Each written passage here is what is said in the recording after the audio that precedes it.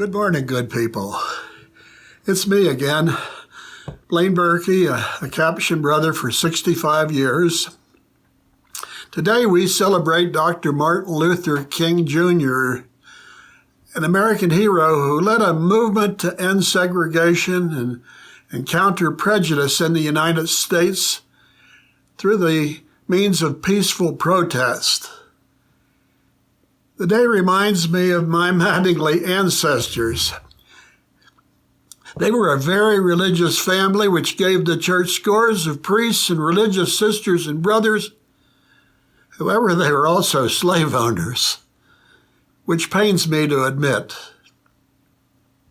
Outright slavery was gone when I came along 86 years ago, but its vestiges and effects were still present. I had no idea of that then, but I can see it very clearly in retrospect. Black people lived in Cumberland when I was young, but I can remember only one of them that I had any contact with before I went away to the seminary at the age of 13. Old Jake Meyer was a barber whom my father took me to when my curls needed trimming, and I had no other contact with him. There were 2 or 3 black families in our parish, but I never had any contact with them. They always sat in the back of the church.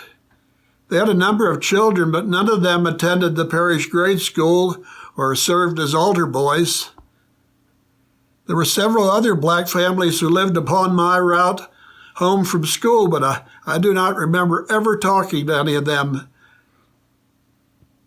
And the Men's Holy Name Society produced a fundraising minstrel show every year, which featured white men in blackface making subtle fun of black people.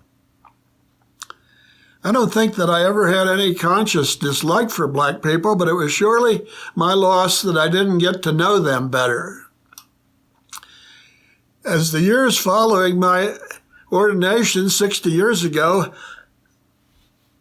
I've had some contact with a few black people.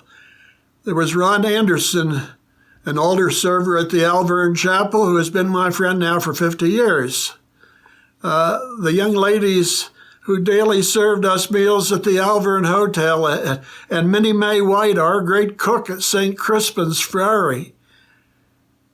It was good to know them, but their number was still far too few.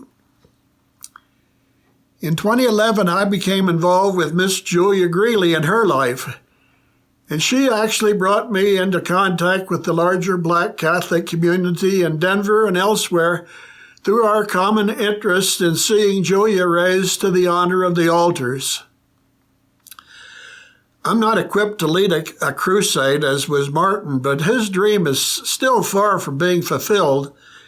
And a simple thing each of us can do to help break down the wall of separation is to get to know others better.